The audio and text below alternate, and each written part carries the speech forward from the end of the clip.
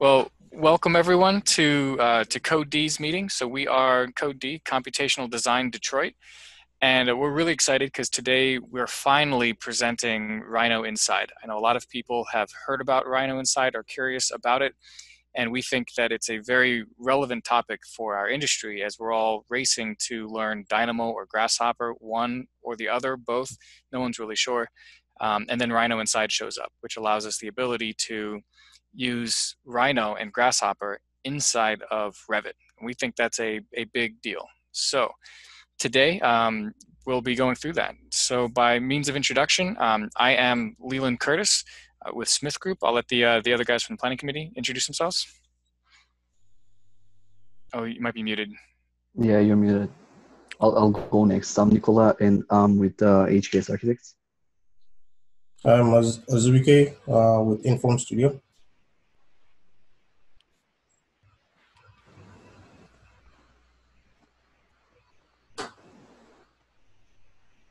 I think John was trying to join. John, I think your phone may be muted. Hey, Ramon, why don't you introduce yourself? Okay, while John is waiting, I'm Ramon Corpus with Smith Group. John, you are unmuted. Oh, thanks. I'm John McGarry from Newman Smith. Great. So yeah, the group of us here, we've collected several examples that we're going to share with you. Before we get that started, we're kind of curious who all has attended. So what do you say we try out that poll feature? Lauren, can you start that poll that we worked on before? There we go. All right, everybody should be able to see a poll pop up on their screen. Fantastic. As we move virtual, obviously we have technical issues, right? This is kind of an awkward, weird format. We prefer to do these meetings as we have in the past every quarter. For those of you who haven't been able to join us, we are trying to be, Code D is trying to be a forum for the Detroit area and really anyone who's interested to join the conversation about what computational design means for our industry and for us as individuals. So to that end, if you wouldn't mind all just filling out this poll, we're curious who you all are joining and what our crowd is today, right? Are you all architects? Are you all students? Combo of both. And especially, I think it'll be relevant to the future forum that we have after our presentation. We'll get into a discussion on certain prompts, understanding who in this audience uses Grasshopper versus Dynamo might be useful. So yeah, please fill out that poll, and we'll see what kind of people we have on the call. All right, just waiting on a couple folks at this point. I'll give you guys another few seconds to answer the questions, assuming that you all can see this and participate.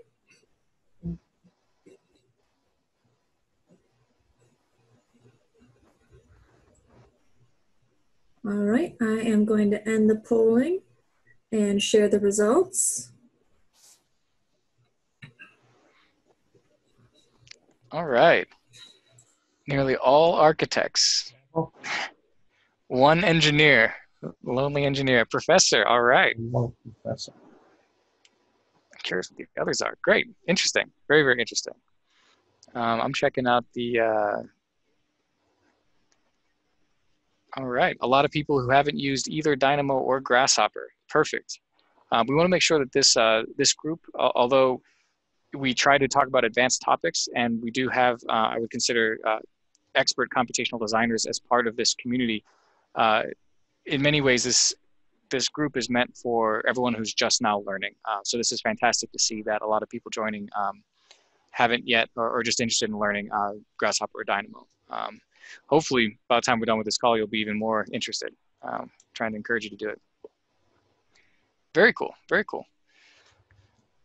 Well, without further ado, what do you say, Zuby? Do you want to kick us off and give us a sense of what Rhino.Inside is? Let's do just that. I'm going to share my screen. While Zuby is sharing a screen, I just want to let all the attendees know that if they want continuing education for this event, if they have the ability to make sure that their first and last name are showing up so that I can identify them for the continuing education reporting purposes, that would be fantastic. Otherwise, I will be messaging you privately through the chat to get your information. Thanks. All right, with that, welcome guys.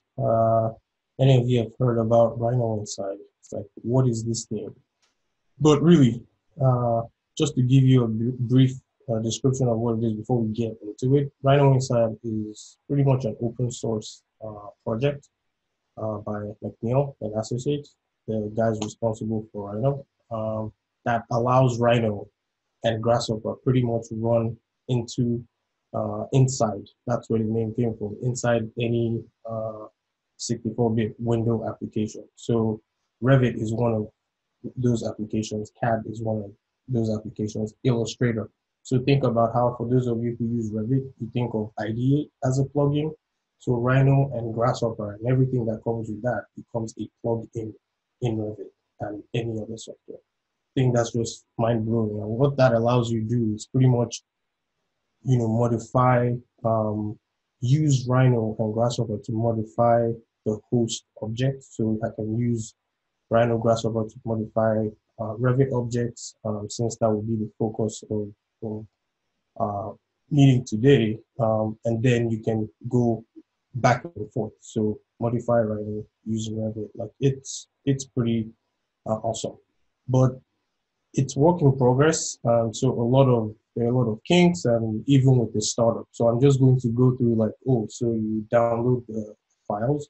What's your first experience like on the interface? If you see my screen, your file should typically, like when you boot up Revit, you typically would have your menus. And when you go to add in, you will see a Rhino, after you install, there's a Rhino with button. You just click on that button and it should automatically show you a new tab where you have the Rhinoceros tab, the Grasshopper tab, and the sample files. So there's also resources here to kind of help you navigate what is this thing, and more information on where you can learn on how to use it. For this today, we're going to be getting into the Grasshopper side of things. So I'm just going to boot up Grasshopper real quick. And what I'll be presenting is pretty much how to manipulate Revit geometry using Grasshopper and leveraging some of Grasshopper's data control features. I think that's pretty remarkable. So real quick, I'm going to open up my file, which I can use before. Just open that up and go to the 3D view. And automatically you see that it creates a wall. Now, I'll show some of this file, but I don't want you to get super focused on the nodes that I'm using to work with. It's more of the control. The only thing I have here is Grasshopper and Rhino. And you know, before I even get a bit ahead of myself, what does opening Rhino look like? Like you would notice, I have Rhino open here. Now, I don't have Rhino as a software running. I only have Revit running. And so that's why you notice in the Revit icon on my taskbar, it's showing both Revit and Rhino. But in my Rhino, which is somewhere here, it's not open. The other interesting thing is I can just take out any view and pretty much close Rhino. So I have my view from Rhino, but Rhino is closed. That's just phenomenal. So right now, I don't necessarily need that. What I want to do is go ahead and start, building walls. So, I have different controls here that modify my wall, and I'm dealing with it. So think about this as a prefabricated panel or a facade, right? And I have different bay counts, so I can make that, 1, 2, 3. Interestingly, I can change the floor count, as this goes up. And the other interesting thing is this can interact with Revit geometry that you put in there. So I'm just going to draw a wall. Let's see what that does. I'll go back to 3D view and modify my wall count. Right? Okay. You notice there's no relationship right now, but I can align this top for those of you who are familiar with Revit and lock it, right? The moment I start to adjust my floor count, it adjusts the wall. So I'm interacting with Revit through Grasshopper, but I'm also allowing, or it also allows me to also embed some of those features from Revit that lets me lock elements.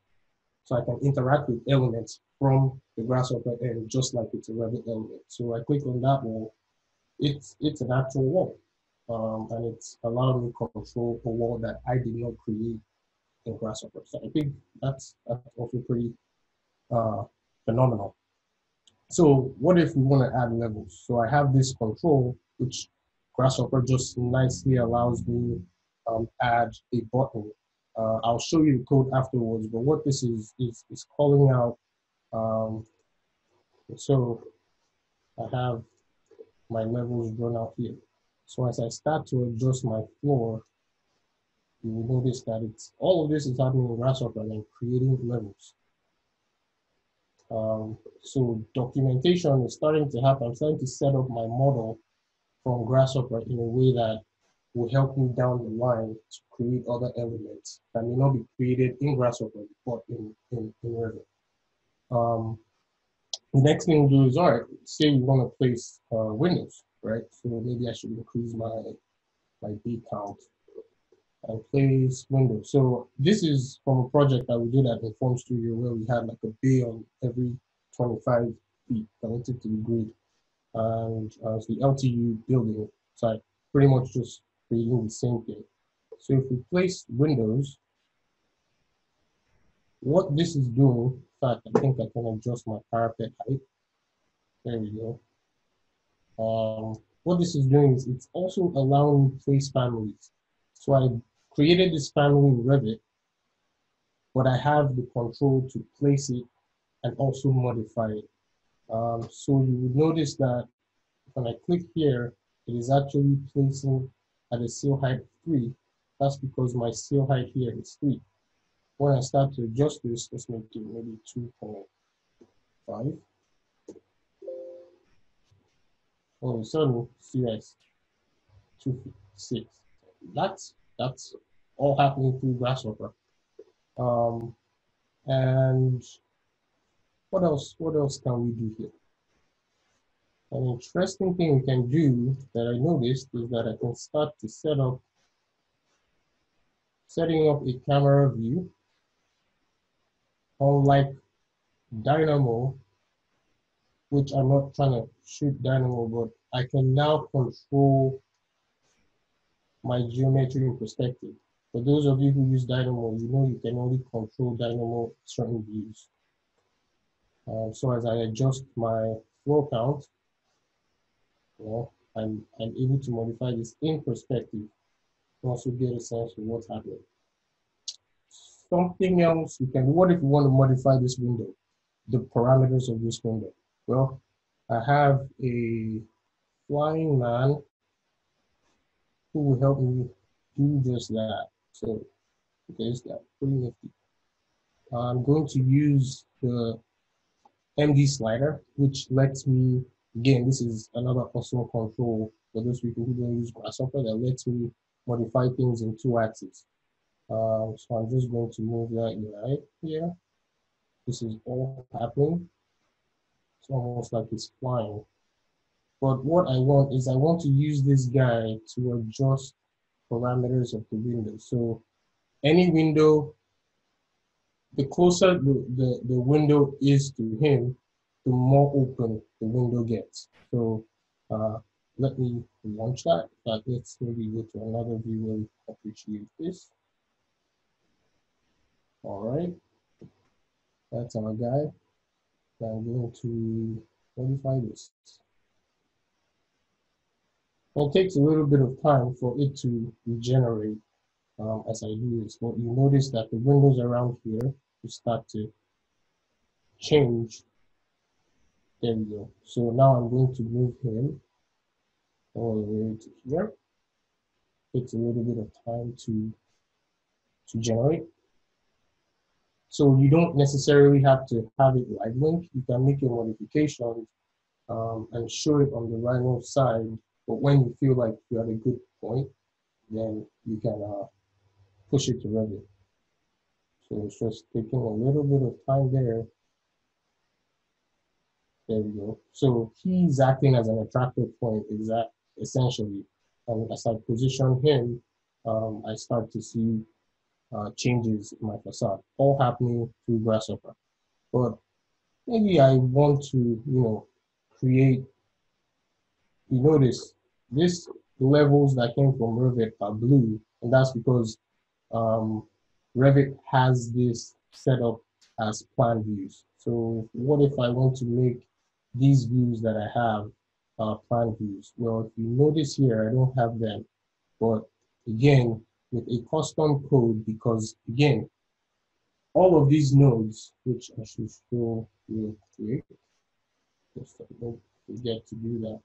These are the nodes on my screen. For those of you familiar with Grasshopper, this is like the Revit plug-in inside Grasshopper that lets you, create nodes that you need to create your script.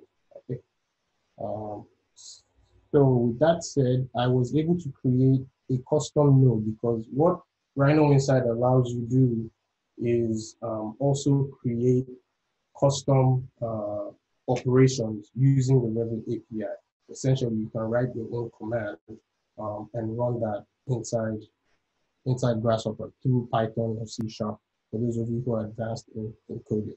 So this is unique in that there is no node in Revit that lets you create a plan view for levels. But I wrote that real quick and you notice that when I click on it, all of a sudden I have plan views from 1, 2, 3 relative to my level. And you notice that my guy is here. So that is essentially ways that you can start to tweak objects in I kind of had fun with this guy. Ways you can tweak objects in Revit using Rhino.Inside. And so with that, I literally would turn it over to John. Zuby, before we move on, we had a question from Anusha asking about how exactly the windows were created. She said, so the models, or did we model the windows in Grasshopper and loaded them as components in Revit?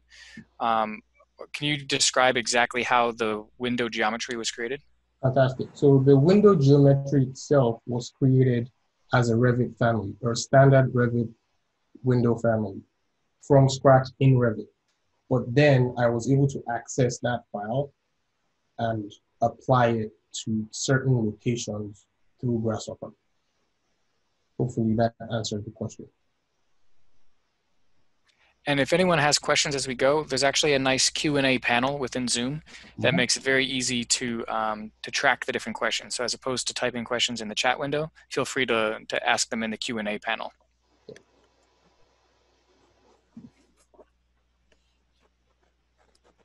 Okay. Otherwise, I'm turning it to John. Thanks, Zuby.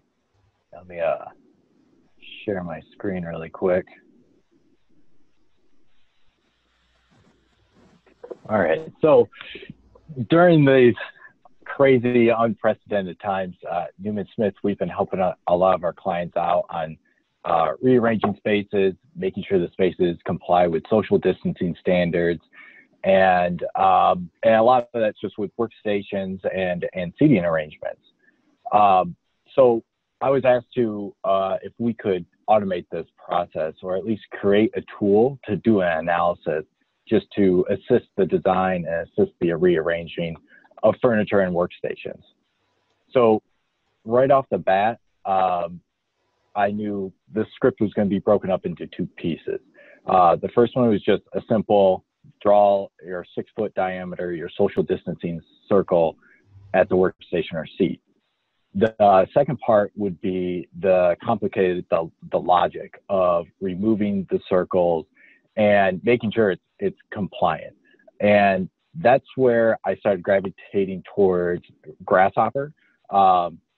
Dynamo, I felt at the time just didn't, I wasn't aware of anything that could help me at the time with it. So I was like, you know what, I'm going to go with Grasshopper. I know there's a plugin that can assist me with that. But there was an issue. A lot of our floor plans, our furniture plans are all in Revit. So that kind of came up with a process of we're going to have to export our floor plans from Revit into Rhino. And it's going to be a cumbersome process. And so that's when it was like, all right, well, let's first write the script and see if we can get this to work. And we got it to work.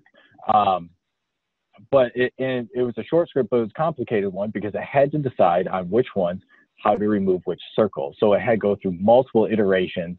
And again, it was something that Dynamo at the time I wasn't familiar that could do. Once we got the script to work, that workflow of exporting Revit floor plans as DWG and then importing them into Rhino, and then there was still like information that I still had to extract to use the script. So it suddenly became very cumbersome, importing and exporting, and then actually adding that extra data. I felt like we were almost adding time to this. So then Rhino.Inside, I heard about Rhino.Inside, and being able to do everything within Revit without that exporting. And the great thing is this is all within the Revit database, that this isn't like we're not extracting information and importing it. It's simply, this is all in one program. So, and Grasshopper functions very similar in this situation. So in fact, I was able to use the same script I wrote for my Grasshopper file that worked.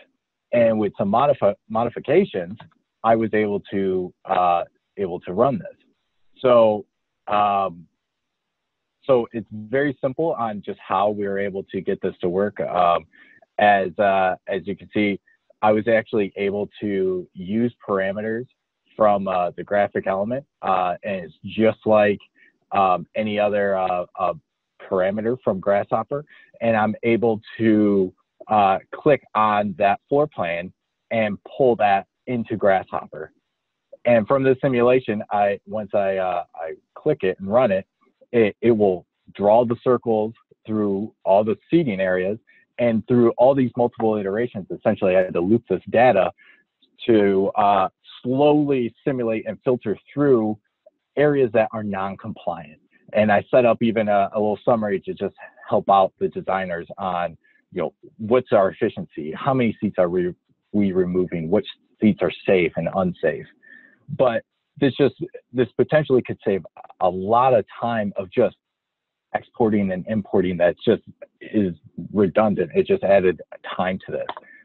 It was it's a great workflow, and also it's something that as we work in Revit and develop it, we can just run the simulation again, and it will go through the same iteration. So again, it goes back to, I don't have to deal with these two programs now. They're one program. Also, one great thing is if you're dealing with interoperability like Hummingbird, or even sometimes with Dynamo, where the object ID, if you delete it and you replace it, it gets rid of all your annotations. Well, with this doesn't get rid of your annotations. So that's one thing that I found was very valuable, as if we are referencing certain ones of these and things change, they don't go away.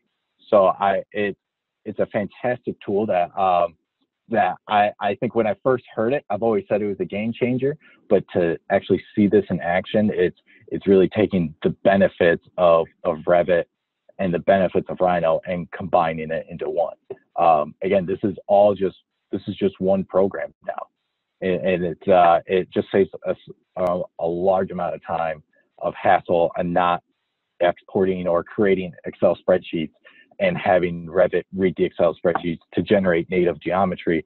It's just, you're dealing with just pure data, and how they work in between is very smooth.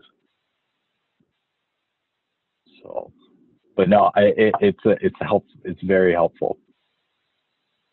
But with that, Leland, do you want to take over? Oh, I think you're mute. Thank you. Do we have any questions for John? I don't see any in the pane. All right, well, I will share my screen now. Oh, would you mind stop sharing, John?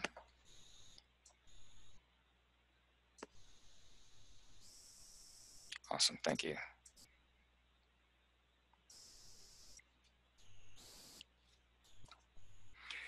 Okay, you can all see my screen? So as we were going through looking at Rhino.Inside, one of the main things that we recognized was that the major advantage, or one of the major advantages, is that we now have access to all of the powerful Grasshopper components directly within Revit workflows. Before, when often people were forced to choose between one Dynamo or Grasshopper to learn, an advantage of Grasshopper was always that it had a more robust community of plugins. Not to say that Dynamo doesn't have some of those things, but it's just there's a lot that that exists in Grasshopper that are really, really useful. And now we have the ability to apply them within Dynamo. So what I have shown here is an example of the Kangaroo plugin, which is a physics solver. So it does structural analysis. It's part of the default Grasshopper installation, but it's also a very, very powerful optimizer and a generative design tool. And I know Autodesk has been showcasing their, of course now the name escaping me, but they have the evolutionary solver plugin, which is a very powerful interface. Grasshopper has other versions of that similar workflow, and Kangaroo can be thought of as one of them. So what I wanted to show here was how one of those really advanced plugins can be directly applied within Revit. So the example that we generated was following along with John's COVID-19 seat layout example. What if for some reason you wanted to not look at existing seat locations, but identify, say, a new seating location? So let's imagine for a second that you wanted to put as many desks as possible safely within the master bedroom of the Autodesk sample building file. So what we're doing here is, this is Rhino.Inside. We're loading up all the different rooms. We're selecting the room, identifying its geometry, getting the floor outline, essentially. So if I were to look at the Rhino window here, once I have this floor outline, we're then offsetting the curve. Using actually here again, using one of these nice, the clipper component for Grasshopper, which if you haven't used it before, it solves a lot of the offset issues that you get from standardized components. So here's another example of us using a pretty robust Grasshopper component to do things. So once we have this available surface, we are trying to populate this surface with points, and then using Kangaroo, which works based on constraints and objectives. So the way that this constraints that I've set up here are to say this sphere collide is essentially a circle packing constraint. And this on mesh constraint says all of those circles must remain within my boundary line that I've created. And so it'll do that for you. So if I were to play around with some of these controls we have set up, as I start with a few and I start adding more, you see it adjusts all those circles around. And at a certain point, it begins to overlap because I'm forcing too many circles in. So to make this example maybe be a little bit more clear, and this second offset prevents it from crossing the outer boundary. So let's use this example where I want to pack a whole bunch of circles inside. Now this is complex and is not parametrically scriptable. But using something like Kangaroo, you can very easily identify the optimal number of circles that fit within. So this could be used for a variety of different layout tools. But essentially, it doesn't matter. This is just one example, right? This is just to try to make the case that Kangaroo works in Rhino.Inside, which means that now that I have all these locations identified, I could now maybe directly place the Revit furniture in those locations and directly drive my Revit modeling based on very advanced generative components that exist within Grasshopper. So I think that's an exciting challenge to us all to recognize, holy crap, all of the things that are in Grasshopper are now available in Revit, nearly all of them. Because there's a lot of, for example, machine learning components. Kelia is a agent-based generative plugin. There's a ton of really advanced stuff. So what Revit workflows do we have that to date we've said that's not something that Dynamo can do. That's not something computational design can help with because the components haven't existed. We now need to challenge those assumptions because maybe those components exist in Grasshopper. So I really see this as opening the floodgates to a lot of innovation because we now can connect the tools to the problems. And the other example I wanted to show, so in addition to some of the advanced components, Grasshopper I think is pretty well known for its visual capabilities. There's the human UI plugins, just the human plugins themselves for creating graphics, visualizing things. Not all of them work. So feel free to correct me if I'm wrong, but based on our experimentation, we were not able to get human UI or Aviary, which are some really nice graphical plugins that allow for new user interfaces and kind of pop-up windows to appear, similar to data shapes for Dynamo. And those plugins are very powerful in Grasshopper. We were not able to get all those to work, but we could get the Conduit plugin to work. So what you see here on the left, it shows up in Rhino, not in the Revit window. But this is simply a dashboard measuring the total number of pieces of furniture in the sample file. Again, this looks terrible. The goal is not for this to be a nice looking thing. It was quick. But what we wanted to show is that we may now have the ability to create custom data dashboards.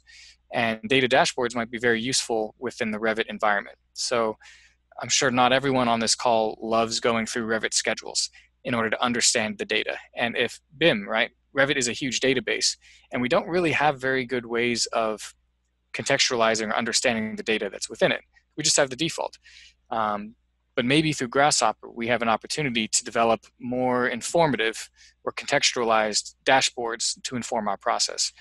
And although Rhino.Inside currently is a work in progress, WIP beta software, it's only going to get better. And we expect these visualizing components, which were so popular in Grasshopper, it's only a matter of time before somebody makes it work in Rhino.Inside. So here's what we have here. Some of the issues we found, and this doesn't work very well when I'm on a split screen. Bear with me one second.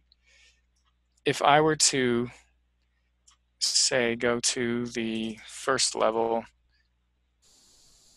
and if I were to copy all of these chairs over,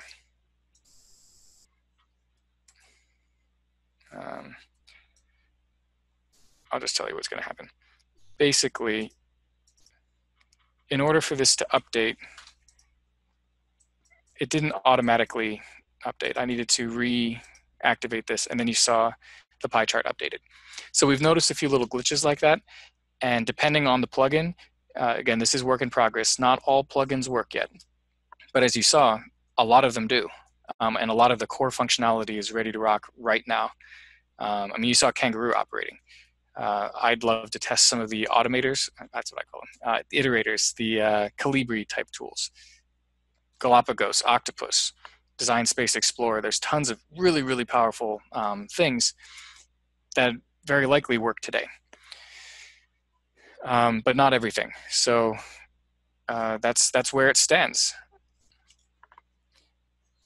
And I guess in conclusion, what you saw from those 3 different presentations today, we are able to take Grasshopper models, even from old files, bring them into Revit through Rhino.Inside, manipulate our geometry, directly build Revit native geometry properly, and we have access to all of the powerful Grasshopper plugins. So we think this is a really big deal. Are there any questions about what we've shown before we jump into the forum?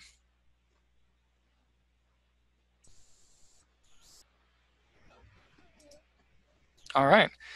So that concludes our sort of demonstration portion of the event. For those of you who have attended these before, what we like to do is to begin with some kind of lecture or demonstration, as you saw today. But then we really, in trying to be a forum for our community, we want to hear from everybody. We want to give everyone an opportunity to discuss some of these topics. When we did this live, which seems like a lifetime ago, we would always break up into, so if we had 60 people at a meeting, we would all break into smaller groups at a table and talk about certain forum prompts. So this is only our second virtual event, so please be patient, bear with us while we try to do the same thing virtually. So Zuby will be our moderator. As it stands with Zoom, everyone on the call, I believe, Lauren, feel free to correct me, is an attendee. So in order for us to hear from you, and we'd love to hear from you, you need to raise your hand. So we're going to treat this kind of like an augmented panel discussion.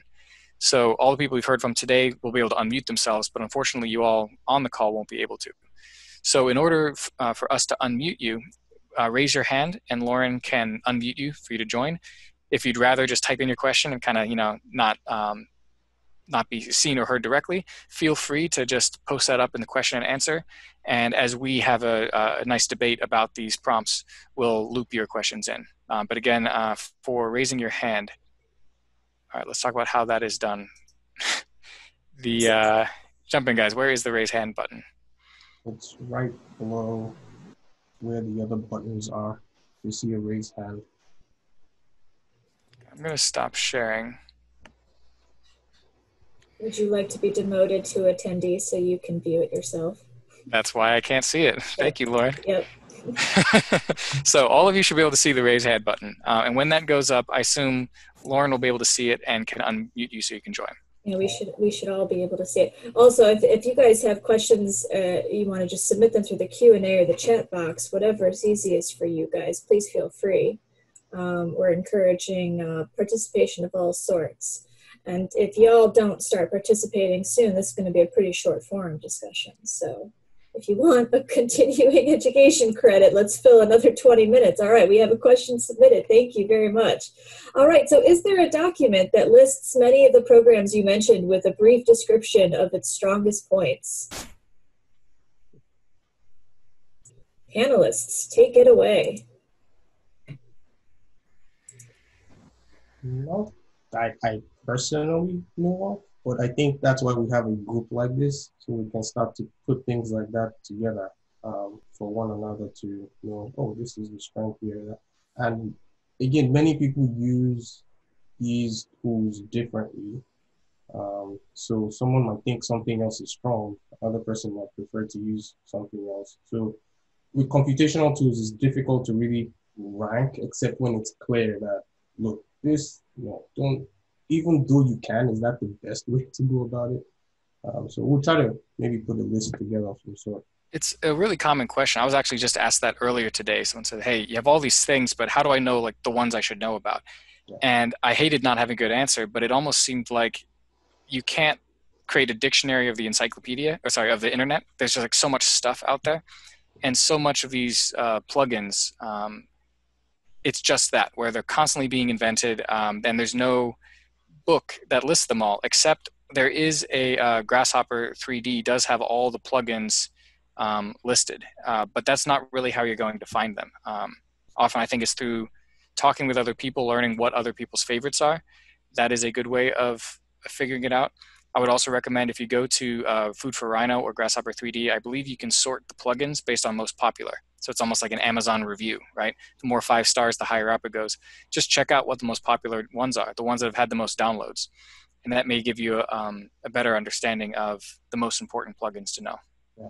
It's similar on the Dynamo package side, because you'll be able to see which ones have the most download and most use. I also think it comes. Go ahead. Oh, I was gonna say, I think it also goes back to the type of problem you're trying to solve. So like the way I, for example, learn is, I will find something that I want to do, kind of try to break it down, and either look for examples on the internet, and that's how I learned, some of the components, right? That's how I started, because it's very hard, to just learn all of them on your mind without actually using them. I think examples is the best way. Just looking at, YouTube And there are Yeah. websites with example files. I strongly recommend everyone, if you're interested in, for example, performance analysis, there is a website called HydraShare. So you Google HydraShare, you'll get a whole bunch of example files that leverage all of the ladybug and honeybee components. Parametric Monkey has a lot of really good examples. It's not Landscape Forums, that's going to be, what's the one with all the patterns? I'll figure it out, and I'll send a link in the chat. It's Landscape Forms is a lighting fixture manufacturer. Anyway, there are many example files out there. Google is your friend for a lot of this stuff if you're looking for resources. And YouTube has a whole bunch of tutorials for anyone who's interested. And this actually might be a great spot to give the pitch we're going to give at the end. But we are trying to make the process of learning as easy as possible. There are some really good essential training tutorials. We actually, Code D held a workshop recently that did a Dynamo and a Grasshopper intro. And we hope to do one of those again. Lynda.com or LinkedIn Learning have a very good introduction training for those of you who have access to those websites. Performance Network is more of an advanced tutorial website. But what we're finding is that there's a lot of people will learn the basics of Grasshopper, but it's hard to really be effective until you master some of the more complex things like data tree and list management, which is a very unusual way of even thinking that most of us who didn't have a chance to take this in school have a hard time learning. So Code D is actually in the process, very close to being finished with creating an intermediate Grasshopper training that focuses on all the key things that we think are sort of missing in a lot of the freely available tutorials. And Leland, a couple of our attendees have told us that it is generative landscapes is what you're looking for. Thank you. All right. Generative landscapes. So panelists, we've got quite a few questions that have been submitted, so I'm going to look to you guys to decide the order in which you want to answer these things. Okay. And I think we can keep answering these, and we have designated prompts focused on Rhino.Inside, but let's answer these ones first. Yeah. Professor Ward had a great question. How long does it take to get as far as you are? How's the learning curve? How long ago did you start digging into it? Man, I think that's going to be different for everybody, but it definitely is. I would say it's not an easy tool to learn. It's not like learning PowerPoint or learning Photoshop. Computational design is a new way of thinking. But the idea of, personally, I feel like it took me a year of tinkering to be able to start really applying it well at work. But if we have assistance, if you're not kind of alone in the dark, but you're learning from other people, using other people's sample files, having some direction, you can get started on effective things right away. What do you all think? Oh yeah, I think right now. Sorry, Ramon. I was just going to say that I've been on it for like 5 years and I'm still learning. And now with the Rhino WIP, I'm learning more about Grasshopper, but on top of that, I've been also learning other programs, other languages to augment it. So still learning, but it took me about a year, similar to Leland, basically learning on websites because there was really no formal learning at the time. Actually, Professor Ward just mentioned specifically Rhino.Inside. And I'll just answer that. I opened it for the first time, really, several days ago. If you know Grasshopper, you know Rhino.Inside. It's just a matter of figuring out exactly which components do what. And that's a continual Google searching will get you there. Yep. So I'm coming from the Dynamo side. I took a formal class through Autodesk, the Rhino WIP. So I have to learn more Grasshopper. But one of the things that I learned was it's also a conduit for Dynamo into the Rhino realm too. So they both interact, and it's kind of an interesting way of looking at how to do computational design, leveraging both platforms. Yeah, I will agree with that. Something Leland said was tinkering, and the best way to learn it is by actually looking for a problem to solve. I think Nicola said that as well. And you're not learning a software. So you're thinking of, I need to approach this problem in a different way. And so the more of such problems you find, you kind of will help yourself get better. That's how I learned, surrounded by a lot of just design problems, and we're trying to solve them. So There's a question: do you need to learn programming languages like Python, C#, C++ actually, to be successful with computational design? yes. So to answer that question, do you need to learn programming languages like Python? So to be a successful computational design, I would say again, it comes back to the problem you're trying to solve. Because I started out with Grasshopper, I played around with Dynamo, but you get into a problem where you can't really manage your Dynamo nodes in a way that if there's an update in Dynamo, my node might break, I have to redo it. But if I learn Python, I can write one code, regardless of any update, my code's the same. So understanding, like you just face different problems and you're trying to figure out how can I solve this problem? If I don't have this knowledge, then I'm trapped with my problem, So for me, that's. I say it definitely helps because of the way you think in programming. It really helps in visual programming. Visual programming is kind of like an in-between, so you don't have to learn line-by-line code. It actually helps you to be a visual person to do these programs. And it was driven towards for visual people like architects and designers to get into programming. But if you get into the hardcore Python writing where you understand how to do programming structures, that really helps you out and helps you visualize how to do the visual programming. But in the long run, what I found is the more I learn Python, the more I get away from doing visual programming. I'm almost easier for me to jump into Dynamo and pop open a design script window and just start plopping in code because I know the Autodesk API and I know what I want it to do. So some people don't like that get into it because they'll see it and they're looking at code. But for me, as you develop into it, it becomes easier. As you said that, Ramon, I saw everybody's videos. Everyone started nodding. I think it's a good point to bring up. I would say that visual scripting is intentionally designed for non-programmers. And as you get into it, it's a great first step. It's like coding for beginners, honestly, and that's fine. It doesn't make it bad. It just makes it what it is. It's easier to accept. It's easier to get into. It's much more visual. So for visual thinkers like ourselves, like honestly, there's a reason architects became architects and not comp sci software engineers, right? People are wired differently. So for those who are wired as visual thinkers, like architects tend to be, visual scripting is a better fit. But I think what everyone was nodding about is that at a certain point, there are limitations to what visual scripting and parametric modeling in general can do.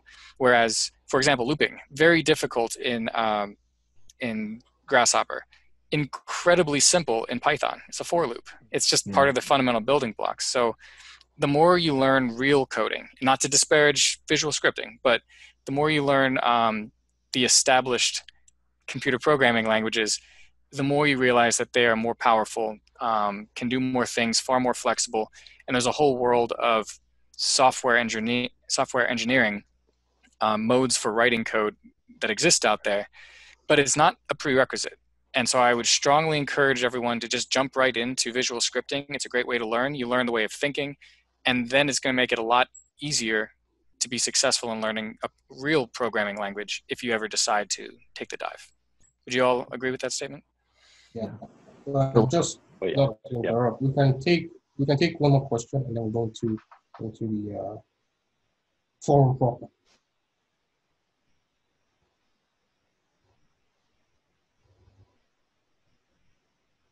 Here's a specific one to Rhino.Inside that might be good to answer. Will Revit and Grasshopper model remain linked if one wants to make iterations on it later? That's a very good question. So from what I've noticed, using the nodes and also depending on what you're building, you lose that link and it duplicates the element, unfortunately. Except like something I hard coded to actually check for duplicates and not duplicated. It will keep creating. So that's where understanding the programmatic side of how to work with the API comes in. Because again, this is work in progress.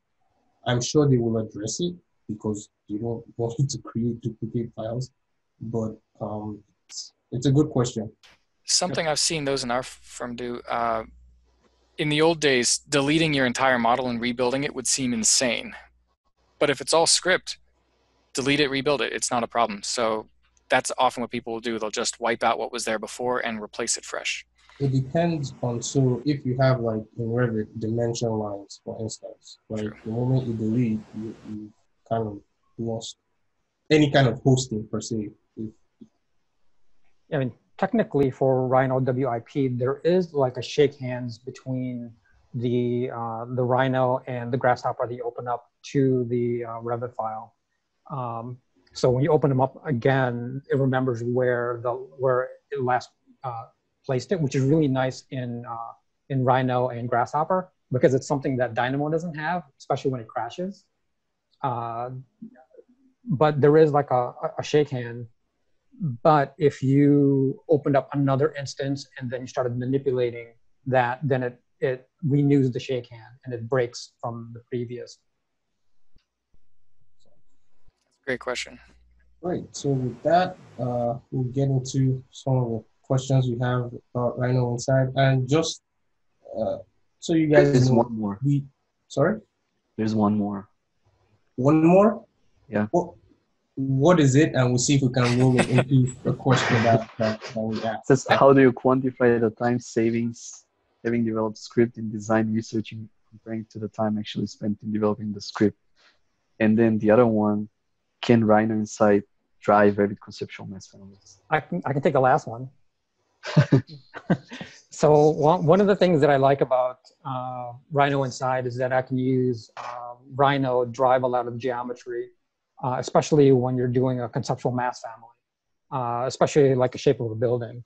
So you can go into Rhino.WIP, open up a Rhino file, use the geometry tools there, which is a lot easier to get some freeform shapes, and then push it into Revit. And then you can augment that by analyzing with Grasshopper or Dynamo, whichever your flavor is. But yeah, usually to play it safe as a workflow, you want to go into Rhino to develop the shape in a conceptual mass family, then pull that into the project file so that it's safe. Make sense? Okay.